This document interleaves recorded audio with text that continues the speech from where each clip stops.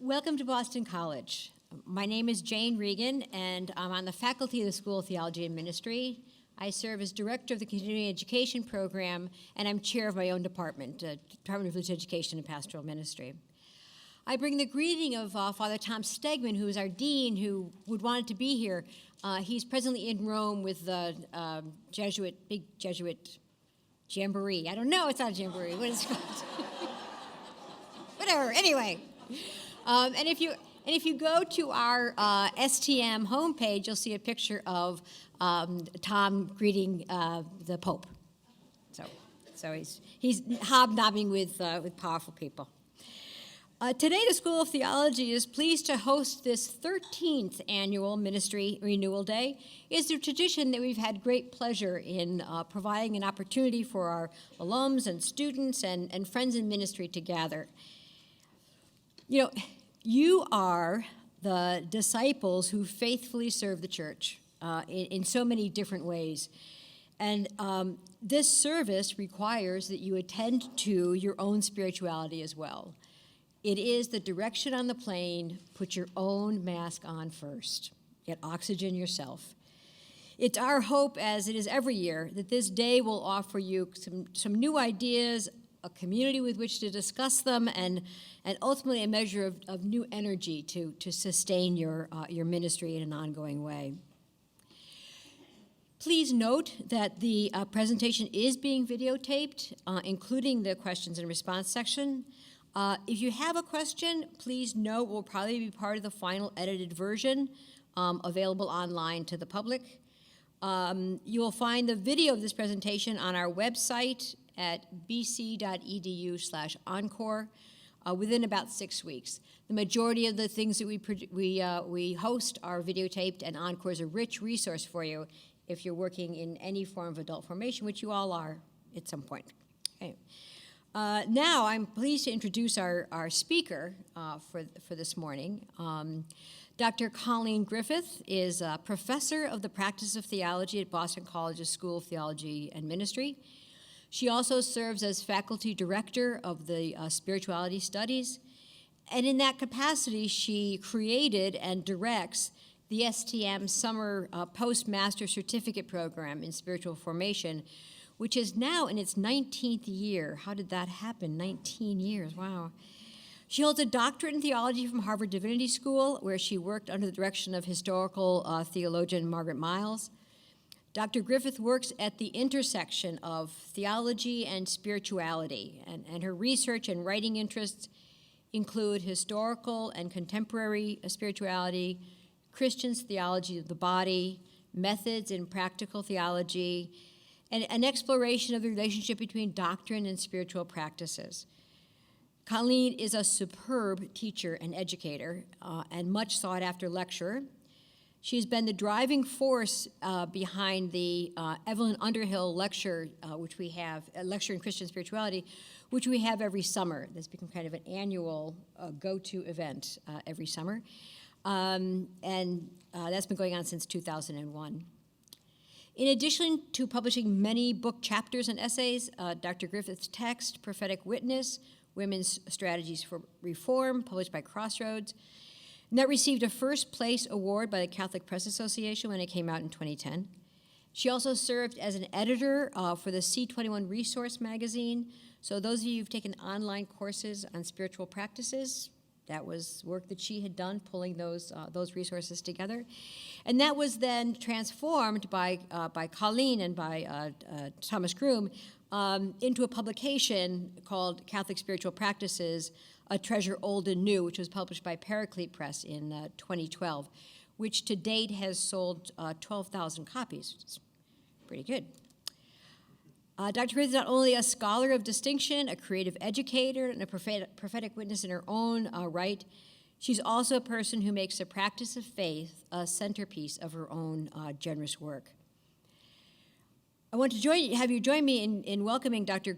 Colleen Griffith. Her title is Tending Your Own Garden, a Spirituality for Active Ministry, although when we were standing in the doorway, we all said, maybe it should say, we don't have time, a spirituality. So I'm so glad you took the time to be with us today and to enjoy this day. So, Dr. Griffith.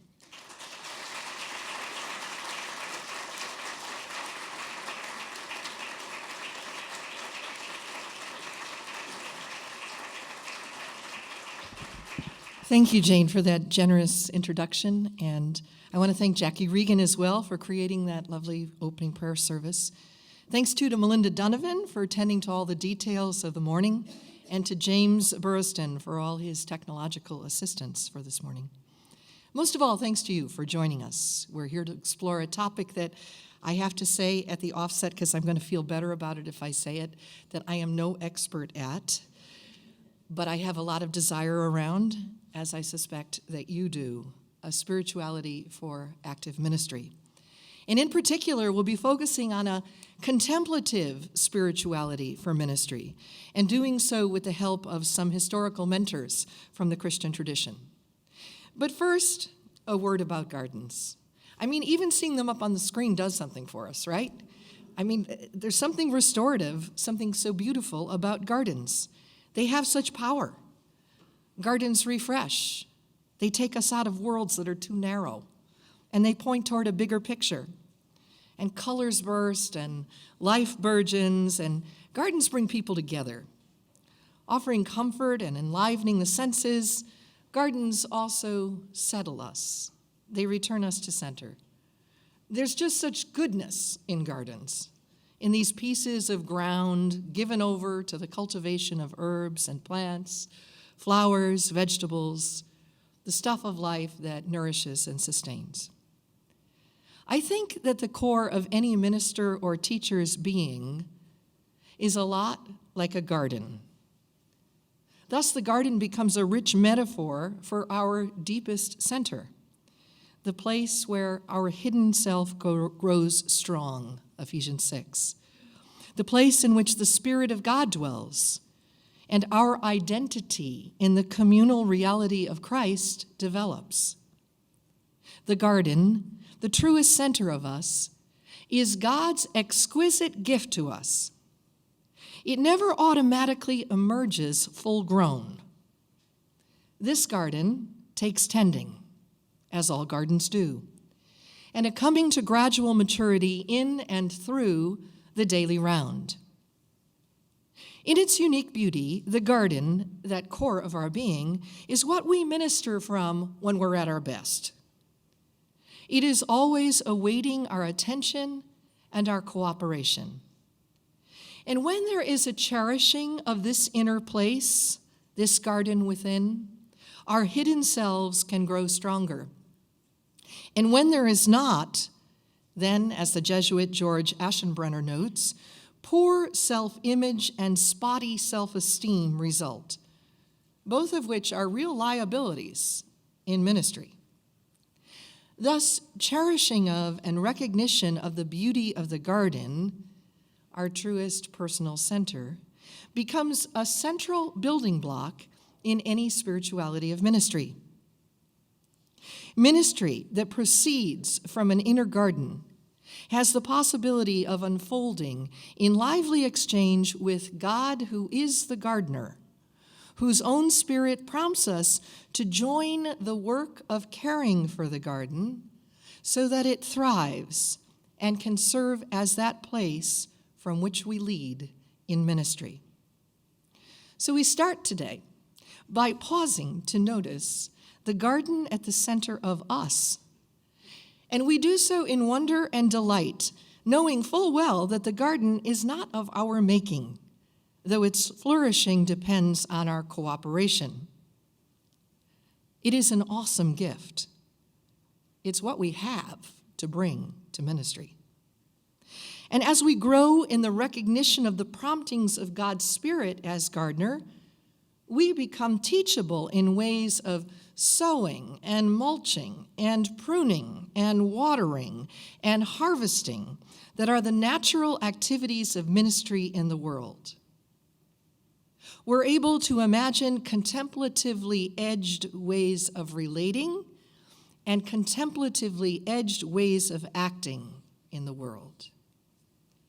Marcia Allen, the past president of the LCWR, makes a strong case for contemplative ministerial leadership. She writes, "We are called to this kind of awareness. We're called to an alertness that moves beyond stuckness the stuckness we feel in the overwhelming plethora of the trivia, the endless minor tasks that pile on us day after day. We're called to see them as not something to get past, but as the mystery that life gifts us with at any particular day or hour. A contemplative way is a set of lenses that make possible a seeing through to a gracious God acting or longing to act in favor of what it is that brings life. A contemplative bearing or disposition, then, is a willingness to cooperate with the lead of a gracious God. It is the choice of what Allen references as, quote, glad and practical cooperation with God's Spirit. How about you? What do you think a contemplative spirituality looks like? What does it require? What does it make possible in ministry? Let's take a few moments silently with these questions. I'll bet that all of us have had a few key persons in our lives who've modeled a contemplative way for us in some capacity or other. If we were to stop and pause, yes, let's do it, I'll bet that we can see the face of that person now, someone living or deceased that has shown us something about a contemplative way. What did that person model for you, show you, that helps you to reflect on what it means to be contemplative? As a result of the grace of their presence in your life, what is it that you know about being contemplative that you prize?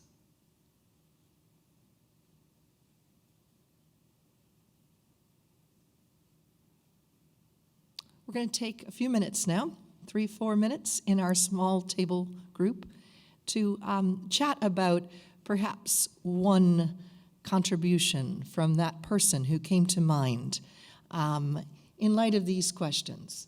What does contemplative spirituality look like? I'll bet by the time our table speaks, we'll have some good responses to that. What might it require? And most importantly, what does it make possible in ministry? Go ahead. So, characteristics of a contemplative spirituality, what it requires, what it makes possible in ministry, and what we've learned from an important spiritual mentor about this. Jump in anywhere. We're going to put some thoughts about contemplative spirituality into the center of our room to begin with. Is there anyone from a group that would like to speak on behalf of that group from a table? Or speak your own word, and someone else from the group can add in?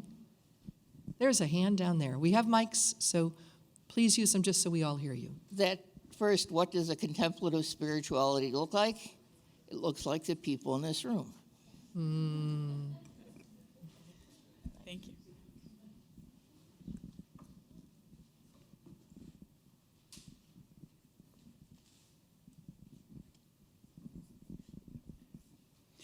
A daily prayer life and consistency in that, and coming to your own center before you can move out to the service of others. Yes. Thank you for both of those. Additional features of a contemplative spirituality? A few of us at our table shared, I think a common thread was there was a calmness in the being of the person. That was a gift to those of us who are not as calm. Ah, I hear ya. And another? Our table also mentioned the peace that seems evident in those that have a contemplative spirituality, as well as authenticity and how a groundedness in that relationship with God tends to give rise to an understanding that one is participating in God's work rather than accomplishing one's own work. Yeah. And when we meet up with a presence that emanates the kinds of qualities you're speaking about, it does something to us, doesn't it? I mean, it kind of opens up space. Well, I want to share with you 3 things about a contemplative spirituality that I've come to prize. And these are things that I have observed in wise mentors, and I've seen them witnessed to in the historic Christian tradition as well. So the 3 things that I'd like to talk about are, firstly, a contemplative spirituality requires tremendous confidence in the Spirit of God and a willingness to move at the pace of guidance of that Spirit. To move at the pace of guidance even when we'd like to move a lot quicker than that, or when we'd like not to move at all. A second characteristic that we'll be talking about is suppleness. It's really hard to imagine a contemplative way without there being inherent in it some degree of flexibility of heart, a kind of holy dexterity. The kind of holy dexterity that allows us to juggle important realities without losing key balls in the act of juggling. And the third characteristic that we'll be talking about, that is a hallmark of a contemplative spirituality, is an intentional practice of hope. Hope that calls for a renewed vision sometimes, and other times the imagining of a brand new vision and a letting go of the old, if we are to keep pace with glad and practical cooperation with God. So let's consider each of these in turn. Full confidence in the Spirit and willingness to move at the pace of guidance. Suppleness, flexibility of heart, a kind of holy dexterity, and an intentional practice of hope. We'll start with the first. So let's talk some about this Spirit. This Spirit that is the manifestation of God, something to be lived in and not manipulated. It's an experiential reality. You know, Paul so wisely described the Spirit using plural reference that reflected different points of emphasis regarding the Spirit's activities. Thus, he speaks about the Spirit as the one who leads, quickens, and reveals even the depths of God. He describes the Spirit as activator of gifts, the one who bears witness with our spirit, the one who reminds us that we are children of God, the one given to us, through whom God's love has been poured out into our hearts. For Paul, it is the Spirit that helps us in our weakness and intercedes with sighs too deep for words.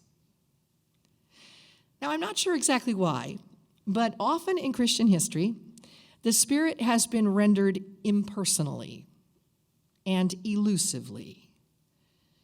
And perhaps this is the result of some highbrow theological concern that the immanence of God might overshadow God's transcendence. Yet the living Spirit has chosen to pervade the world and to empower creation from within. It's an astonishing thing that God has chosen to live in and with us in this kind of intimate relational proximity that has given rise to the biblical language of indwelling. Our sensing of the Spirit in contemplation offers us over and over a deep down reason for bliss. It is the basis for our joy. The Spirit keeps on revealing the unspeakable closeness of God. The vivifying activity of the indwelling Spirit is really a creative blessing, one that we come gradually to trust more in the contemplative journey and the practice of ministry. The vivifying spirit makes new what stands in need of recreation in order to live. It is not dependent upon human efforts. This spirit animates and empowers us, awakening from within in our uniqueness. The 14th century Flemish mystic von Ruysbroek observed that God's Spirit, quote, moves and impels each one in a particular way. Accompanying all creatures in love, the Spirit of God vivifies through a steady and faithful companioning of each, and does so without reserve. In his book, Breath of Life, A Theology of the Creator Spirit, the contemporary theologian Dennis Edwards describes this vivifying spirit as, and I quote, midwife of a new creation. I find this metaphor really evocative. As midwives enliven those that they accompany through their knowledgeable presence in times of vulnerability, working in areas that are deep and intimate. Midwives are present in natural ways, seeing ahead of the birth giver. Engaged and involved, a midwife is also lovingly other. She is not the one in labor or the one fatigued by the process of birthing. She is the one present to, for, and with the one in labor. The involvement of the birth giver in delivering new life is never bypassed. It is focal and cherished. In all of these ways, the Spirit is very much like a midwife. Midwives bring birth givers to new levels of self-awareness and to clearer understandings of transitional moments. Midwives intercede for birth givers as well. As a midwife, the Spirit teaches and reminds, John 14:26. And the Spirit groans for us, interceding on our behalf, with prayerful groaning that God's work in us might be brought to completion. Because we human beings are invited to contemplate and participate in this groaning toward the birthing of God's mercy and justice in the world, the metaphor midwife, as a description of the Spirit, communicates something profoundly orienting for our living, for our ministering. How much do we trust the Spirit in the things big and small, in whatever it is that we're trying to bring to birth? The German mystic Hildegard of Bingen used the Latin word veridatus, a noun that means greenness, to point toward the multiple vivifying effects of the Spirit. Inspired by Hildegard's lead and utilizing her language, the theological giant in our time, one of them indeed, Elizabeth Johnson, praises the vivifying Spirit as, quote, a guide in the fog, a balm for wounds, a shining serenity, an overflowing fountain that spreads to all sides.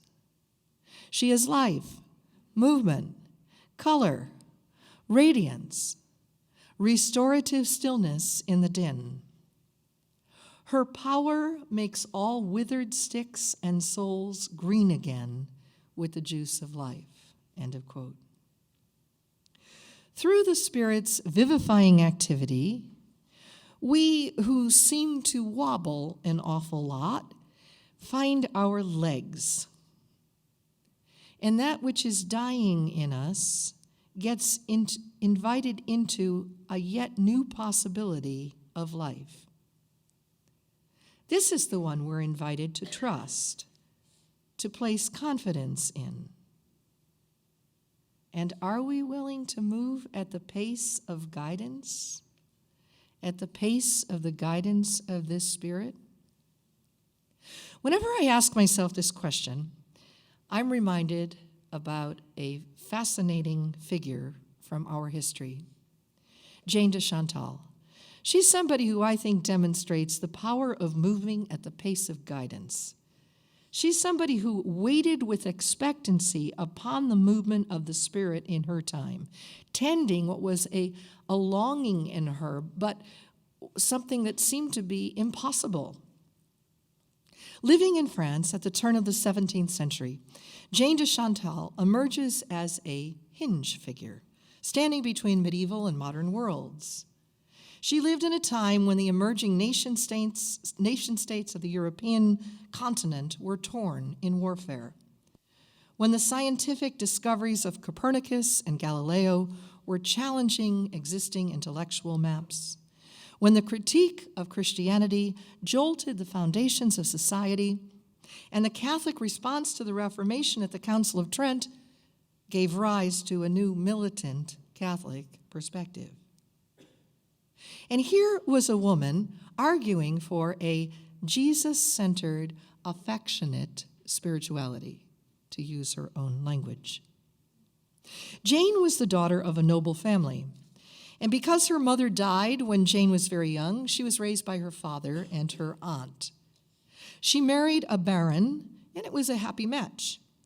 The couple had 6 children, and 2 weeks after the youngest was born, Christophe, her husband, was killed in a hunting accident, leaving her a widow.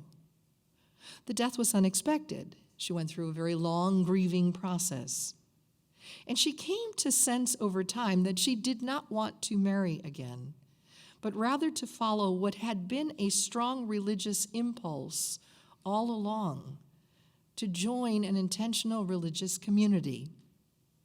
But how could this be? There were no religious communities for people with children who wanted to give themselves to prayer and service. What a strange nudging, she felt. Enter Francis de Sales, a wonderful man who became Jane's spiritual director, and over time her dear friend. Francis encouraged her, believed that this inner nudge that she felt was authentically of God's Spirit. He assured her that the deepest desire of her heart was trustable, and he advised her to cherish this desire and to tend it, to nurture it in heart. He described her vision as a spark of divine flame and reminded her that every day presented opportunities for her desire to mature and ripen. Now, Jane, who recognized her motherhood as the central dimension of her spirituality, motored on, tending this holy longing, which she came to believe for herself was of God. The phrase, "Live Jesus," a very famous Salesian phrase, became for her a mantra for the making of her heart a vessel through which God could enter the world according to God's pace. In 1619, several years later, Jane de Chantal and Francis co-founded the Congregation of the Visitation of Holy Mary, which was a community for women who felt attracted to religious life, but were not sufficiently young or robust or free from family ties or the raising of children, or simply were not drawn to the physical austerity that characterized many religious orders for women at the time. Here was a very different model of religious life, something brand new, a possibility for those who did not fit the caste or the prereqs regarding religious life in Jane's time. Jane herself, in this style of intentional religious community, was able to move in and out of community life, visiting the sick and poor, giving herself in spiritual direction, writing, counseling, and taking care of her children in this new style of intentional Christian community. This new moment, this new style of religious community, This charism of the visitation caught the imagination of many. Here was a community model that obviously attracted. So much so that by the time Jane died in 1641, there were already 86 visitation houses in existence. Jane de Chantal kept an open-eyed watchfulness and waited upon the movement of God regarding something that belonged to the future and required tending before it could come to be. Back to you for a few moments. As you seek glad and practical cooperation with God's Spirit, what do you find yourself tending these days? Are you willing to move at the pace of guidance, as Jane de Chantal did? What might we learn here? Let's have a chat again at our tables. How is that kind of language, that terminology, suggestive to us ministerially or in our lives? What might we learn from Jane de Chantal here? Who wants to start? Somebody over on this side.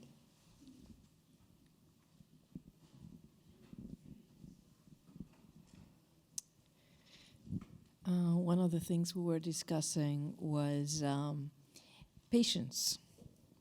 Patience with God's plans and God's ways and timing. And some of the conclusions were we go back to trust in that Spirit. Because if we have trust, then we'll trust the timing, we'll trust what is happening. And that leads to a certain kind of flexibility, a letting go and letting God, and coming to terms with that. Mm-hmm. The word patience was thrown into the mix here. Thank you for that. And I can't help but wonder if she would have been able to tend in the way that she did without the support of a trusted friend who said, "Stay with that. That is such a vision. That is right." And how much we do need that in order to be able to keep pace with the guidance of the Spirit, or to tend what looks to be impossible at first blush, huh? Yeah. Other thoughts? Somebody's being volunteered there. Somebody's pointing to one of their table members. Anybody else? Anybody have a good story of tending? We have a couple there.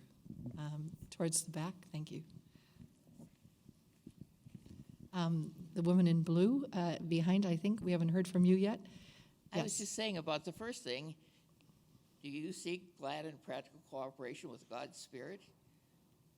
That's how the Spirit, you have to go with the Spirit's timing. There's no other way to do it. Yeah, sometimes it's pretty hard to discern, though, isn't it? And to sort out. Yeah. And in the back here, light blue blouse. Thank you. Great. Sometimes I wonder, the question about what do you find yourself tending these days?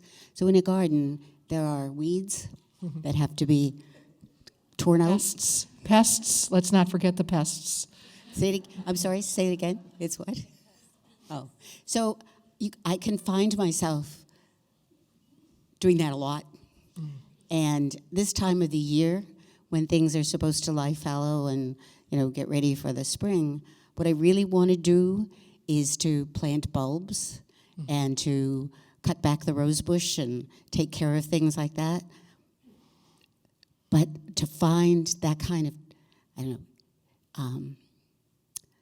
it's not so much time. There's a desire and there's an impetus. It's hard to put the language together, but if you've been tending weeds a lot, and hoping that things won't choke to death on the way, and then wanting to grow so that things will prosper for the future, it's hard sometimes to motivate yourself, I guess, to have that glad and practical cooperation with God's Spirit. The Spirit, as Paul said, the Spirit is willing, but the flesh is weak. Not quite that, but anyway, I'm sorry. I'm giving a whole speech. But how do we really how do we work through those days, that time? And it can be it's not just a month or it's not just one season. How do we work through that so that this, which the Spirit is within us, and the desire for and joy is there? How do we keep it alive? Really? Yeah, thanks for your reflection. And I think what your reflection does is remind us all that, this business of tending isn't like passive. It's not like, okay, I'm going to hang out here and wait.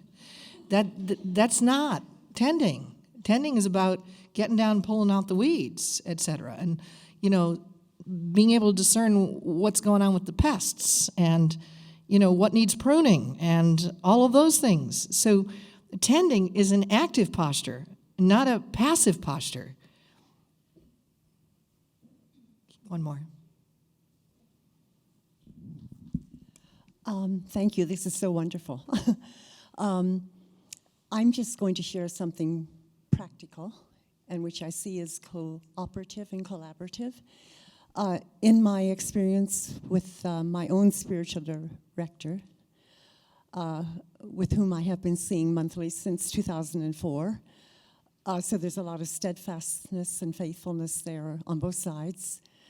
But I can just imagine that Jane de Chantal perhaps would have received a similar advice from her spiritual director or other very, very close companions in her life. And the advice was that if, for instance, one has an experience of a certain movement taking place in one's life that seems to be helpful and coming from God's Spirit, to make that the substance of the daily examen.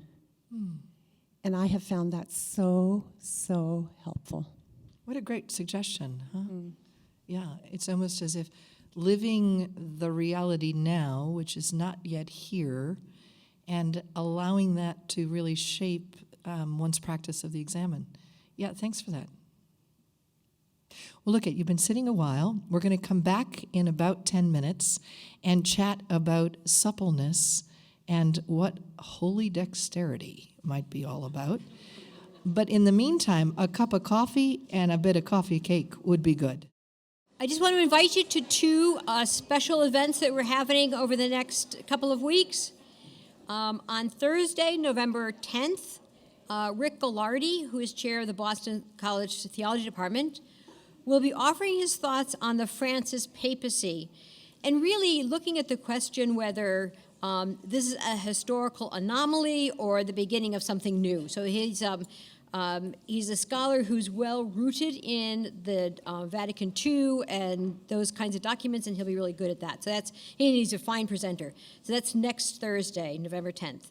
The following Tuesday evening, Father John Baldwin, who's from the STM faculty, will be offering a presentation on the Eucharist as medicine of immortality, and looking at very much how this has shifted over the past several years, particularly in light of Pope Francis.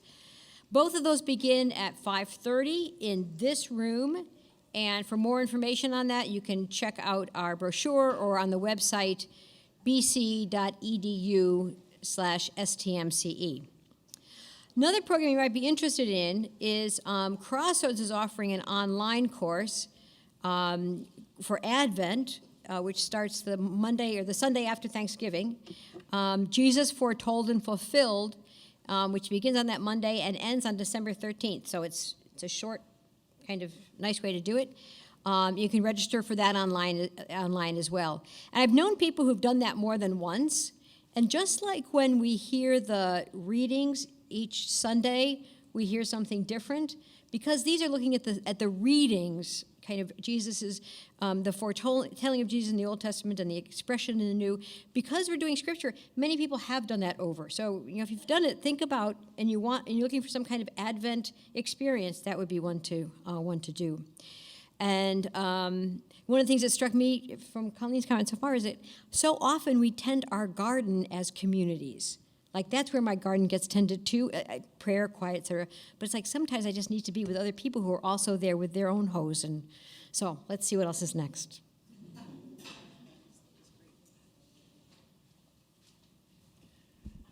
Okay, so we move to our second characteristic of a contemplative spirituality, suppleness, a holy dexterity.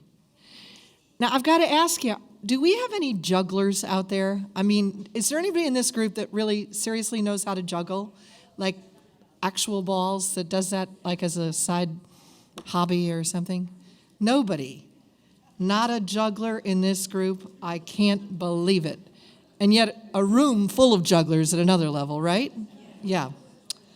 Well, I'm not a juggler either. I have tried. I have some balls in my office, and they're soft, so when they fall, as they do so often, nothing breaks, etc. But I really respect good jugglers.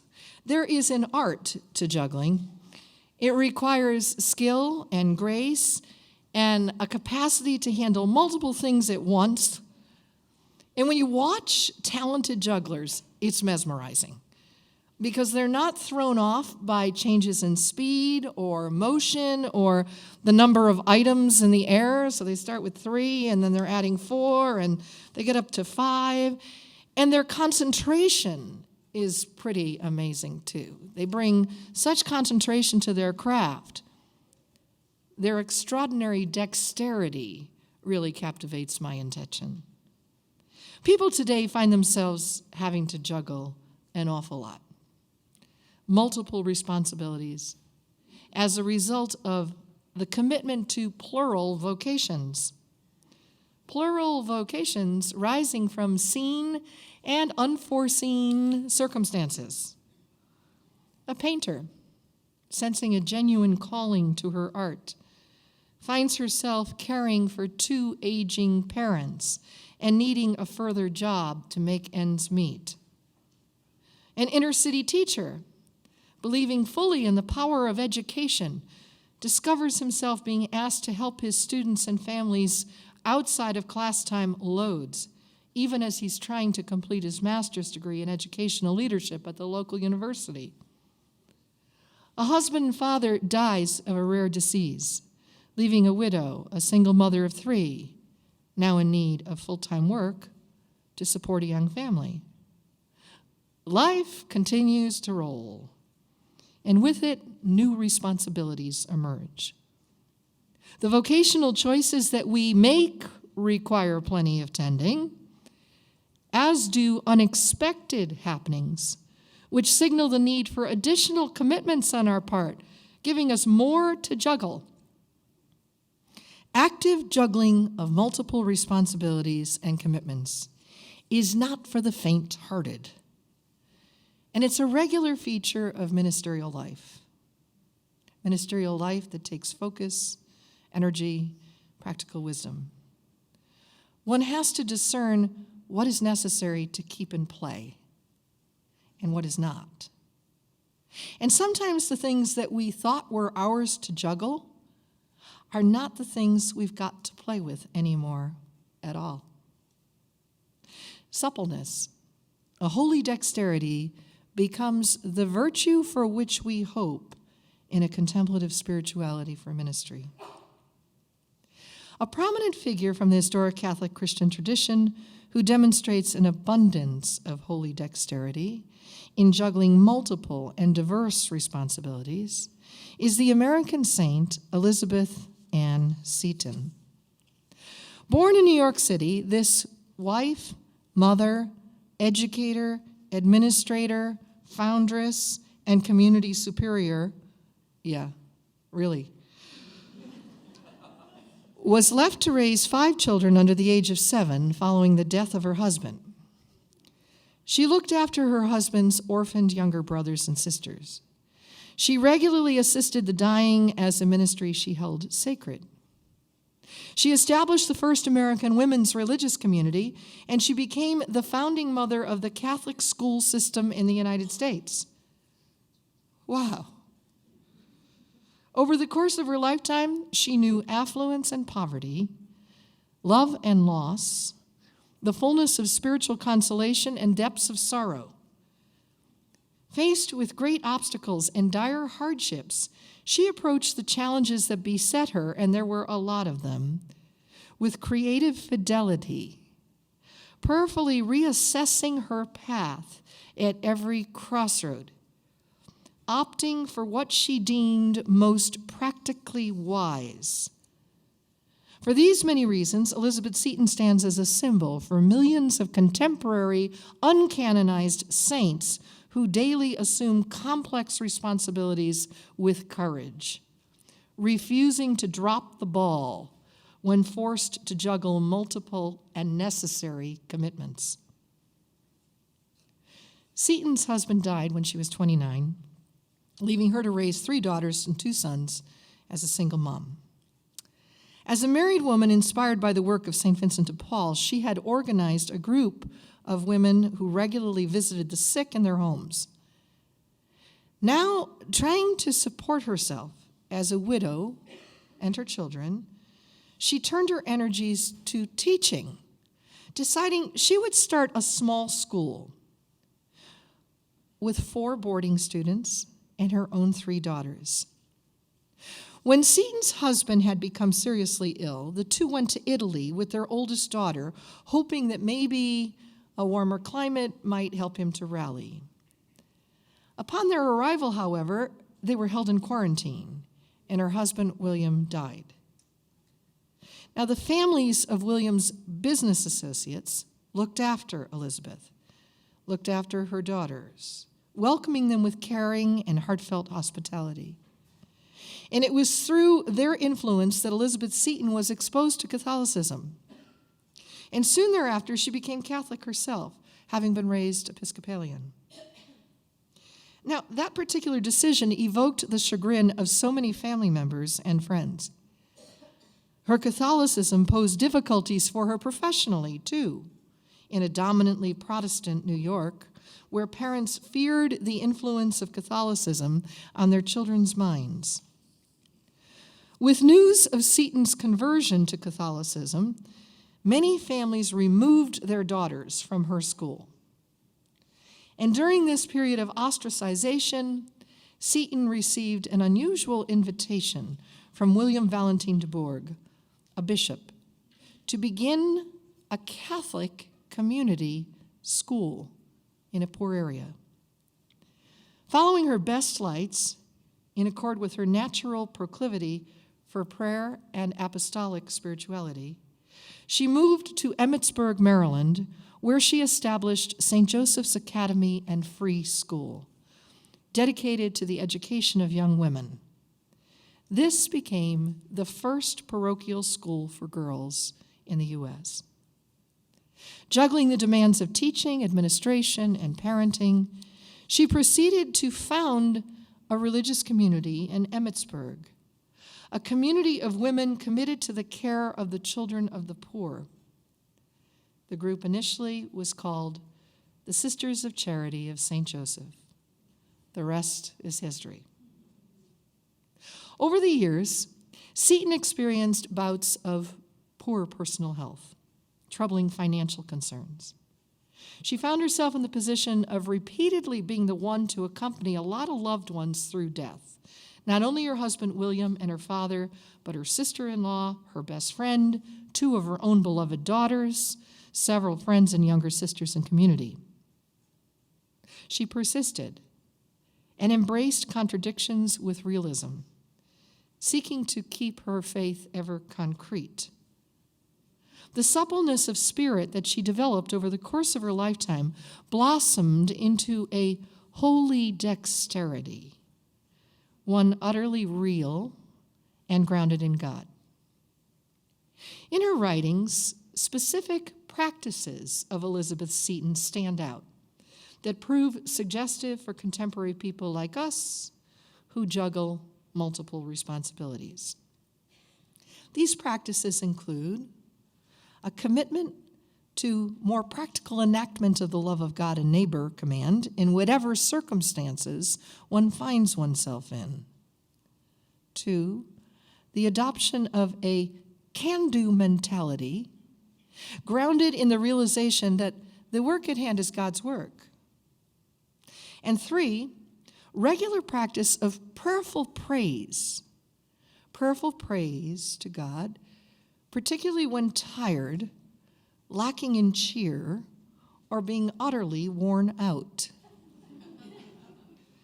Now, these practices helped Elizabeth Seton to maintain her balance and to juggle wisely without overwhelm. And I think that they continue to inspire us as well. Let's consider each of these practices. A really practical love of God. Seton focused on what the embodiment of love of God and neighbor for the sake of the reign of God looked like amidst changing life contexts and shifts in roles with respect to herself. When she had the wrenching experience of losing her husband and became a widow at a young age, she turned around and founded the Society for the Relief of Poor Widows. In Seton's view, the experiences that we undergo point us in the direction of a concrete love of God and neighbor in fresh ways. Her sincerity and conviction, coupled with her attraction to a charity that was eminently practical, led a lot of others to follow her. The vocation of loving effectively in ways that were concretely useful to others became the central commitment of multiple branches of the Sisters of Charity. Her second practice, a can-do attitude. This second practice apparent in her life was her adoption of a very positive mentality, can do. The basis for this attitudinal disposition came, however, not from some over-assessment of her own capacities and purposes, but rather from a deep conviction that the work at hand was one piece of something much bigger than her, namely the work of God as sustained by the grace of God. Elizabeth Seton showed healthy detachment from her own efforts. She wrote, "If I succeed, I bless God. If I do not succeed, I bless God, for then it shall be right that I not succeed." She would leverage her resources and lead in innovative directions without over-concern for success, because the work itself was God's. And if the work wasn't of God, it would fail. And that, in her mind, would be as it should be. Third practice, the practice of prayerful praise.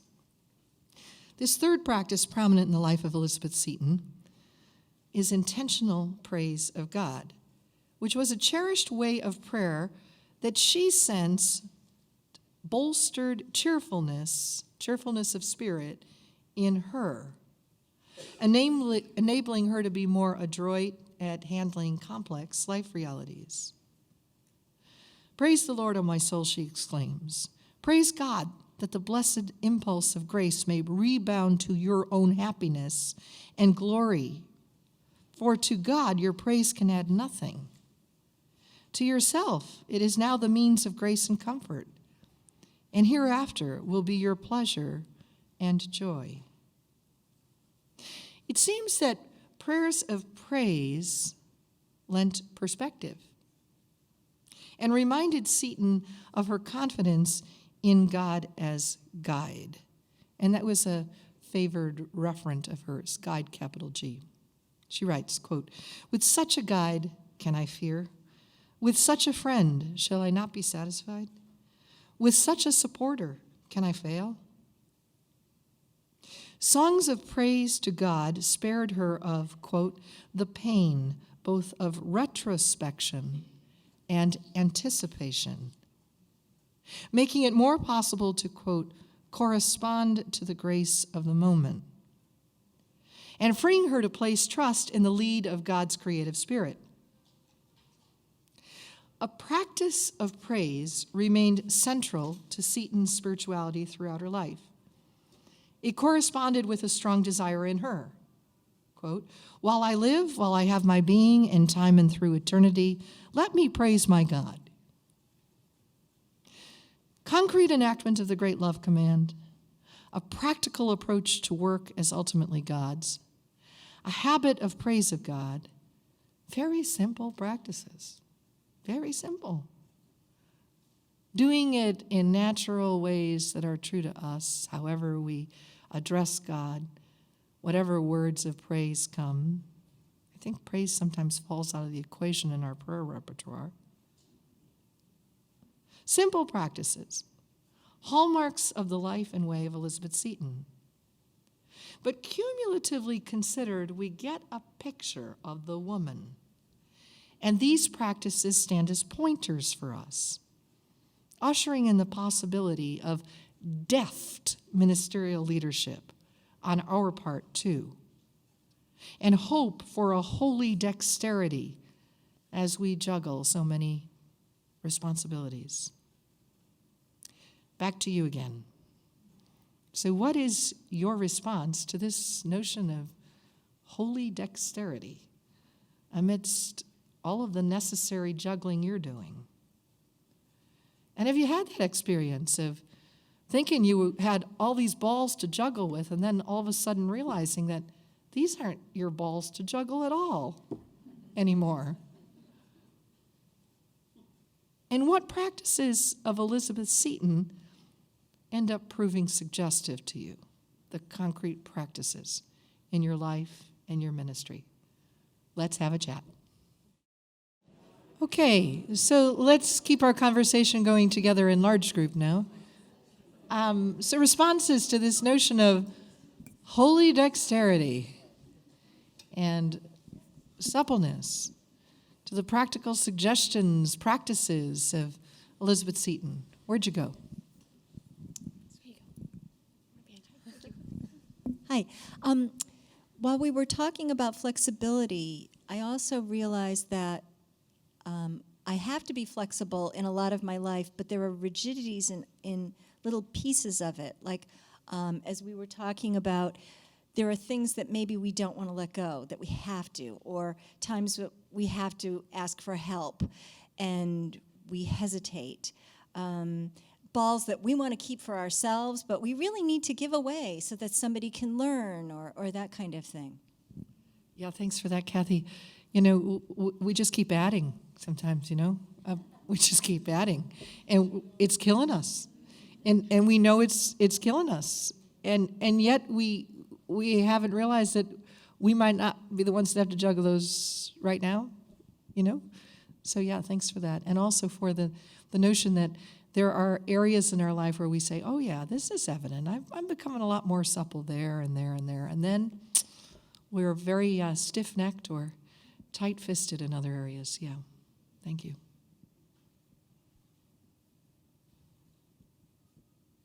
Other thoughts? Yes.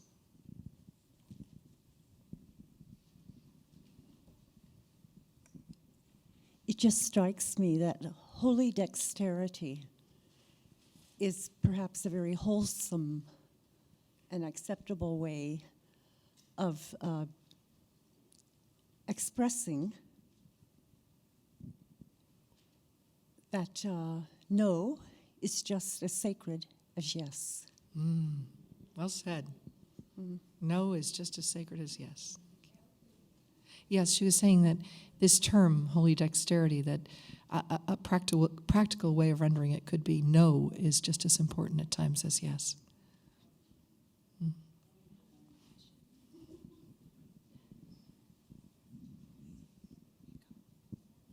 One of the things that resonated for me was the freedom that comes from releasing yourself from that fear of retrospection and anxiety over anticipation. It's just such a surrender and hope, and it saves so much energy. It does. If you're not bogged down by those two things.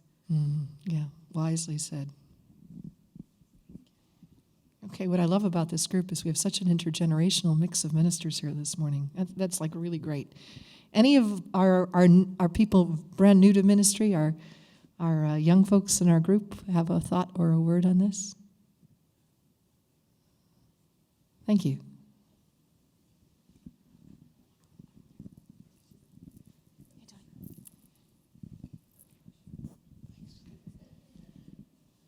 Yes, we talked about the challenges to,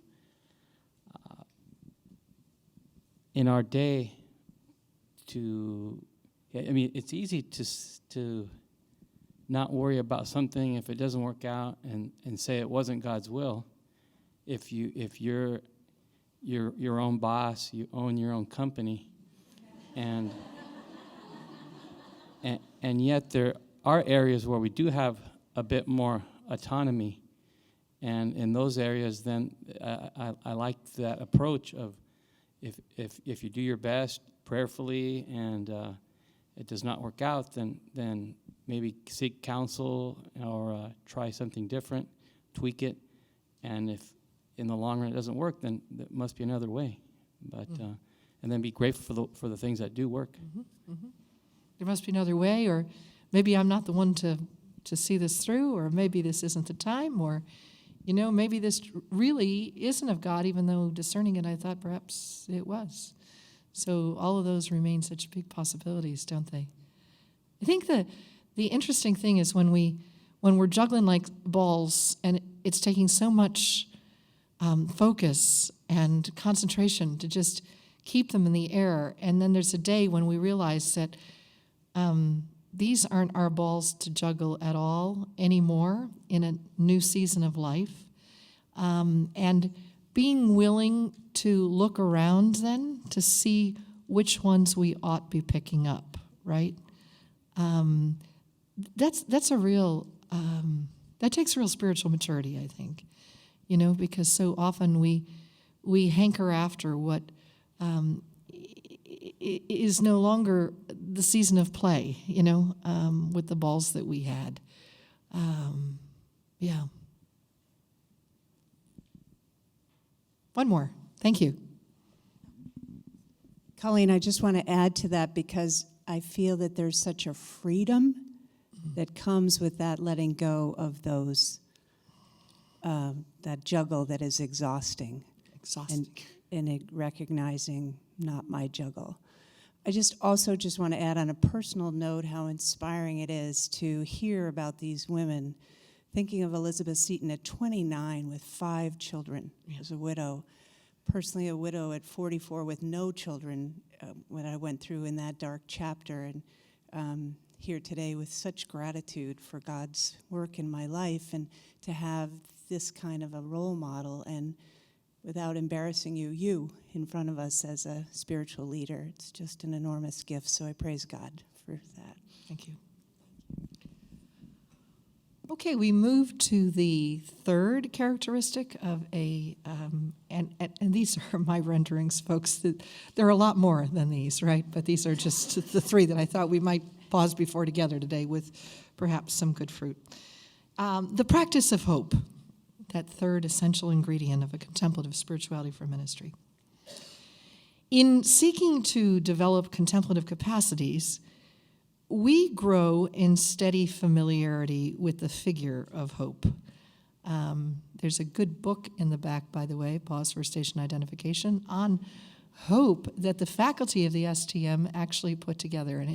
And it has its own story because the project arose at a time when the new school was in its birth pangs, and there were, new colleagues and different ways that needed melding, and the best of the wisdom of each party involved needed to be brought to the table. And there was a lot of angst and groaning and all kinds of stuff at that point in our history. And a very dear colleague, Richard Lennon, had this great brainchild and said, we've got to keep at. We've got to keep at what we're about, the people we are. We're theologians, and we should think about doing theology together, common project. And started to ask around how much interest there was in a book on hope, and met with a lot of positive response, almost full show of the faculty in terms of being willing to write an essay for the collection.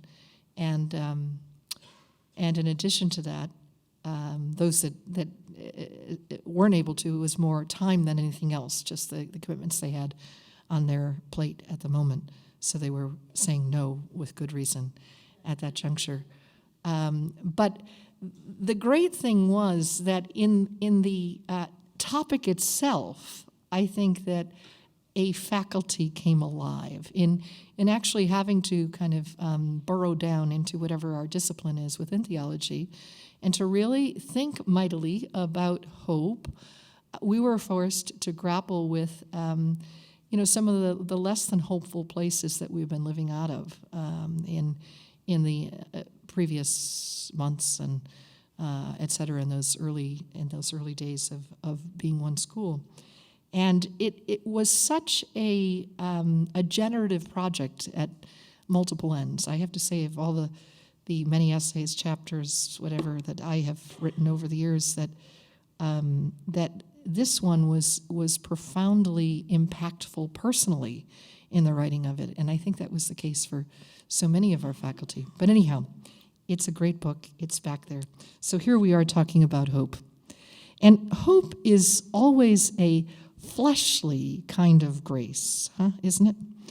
Its presence is locally perceived. It comes to the forefront in memorable words or actions or images or places or stories or songs. Yeah, it's a fleshly virtue. And ministry so often asks hope of us. There is need to see more than what is immediately in front of us. There is need for a flexing of our imaginations to conceive what could be, might be, and then to bend toward that which isn't yet with all our might. There is grace in hope, but it's a choice too. And it's the practice of prayer. That's the place in which hope becomes this renewable resource. In prayer, we're steadied and renewed and readied to continue hoping.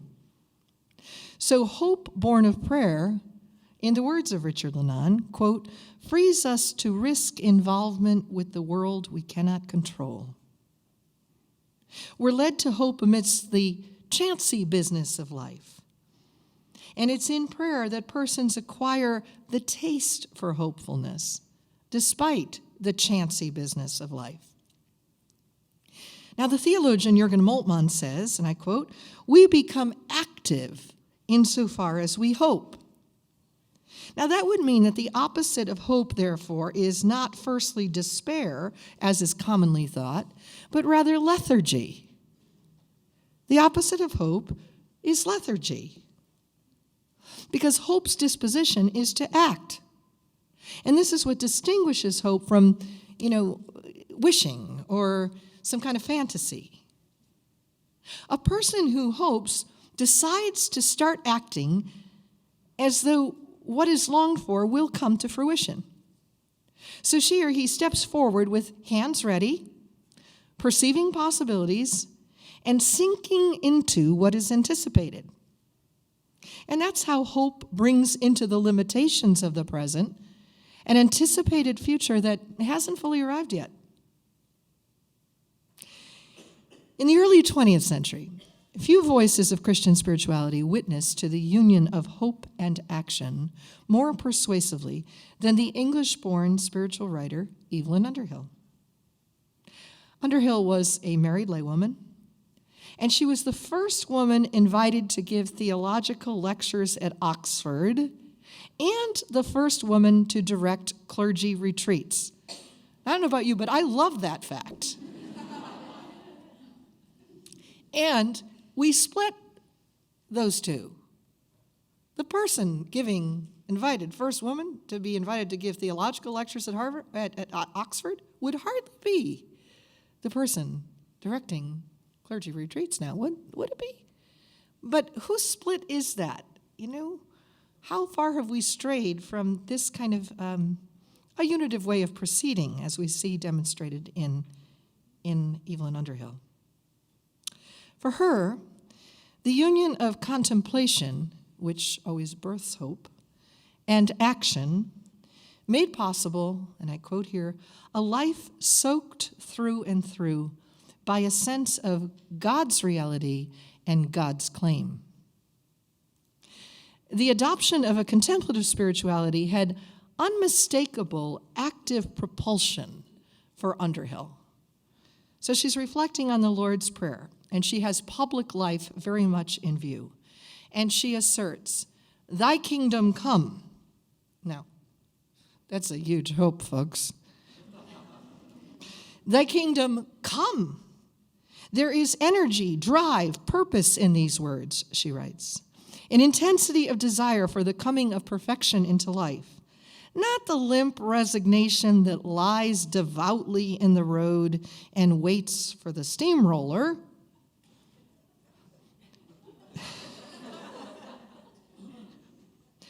But a total concentration on the interests of God, which must be expressed in action. Hope that acts allowed Underhill, and allows us, to assume our small part in the vast operations of God's Spirit. This seems to be the only way of proceeding ministerially, particularly in terms of struggle, requiring backbone and long effort. So where is the opportunity to practice hope presenting itself in your life these days? And I think this is a good question for us to take a couple minutes of silence round first, maybe jot a response. And given the fact that part of these gardens we're creating are those very tables that are yours today, it would be nice to hear from almost everyone around the circle in your table regarding the opportunity to practice hope that's presenting itself in your life and ministry these days. Okay, so we will not take those responses in large group today, but perhaps our response to this question is best processed back in the garden anyhow. One thing seems clear. The practice of hope is never going to be a singular choice made once and for all by us as ministers, but rather an ongoing one decided in freedom so many times over. We're forever reorienting to the next thing in our ministerial lives, and thus the decision to hope is never static. It presents itself anew as the circumstances of life change.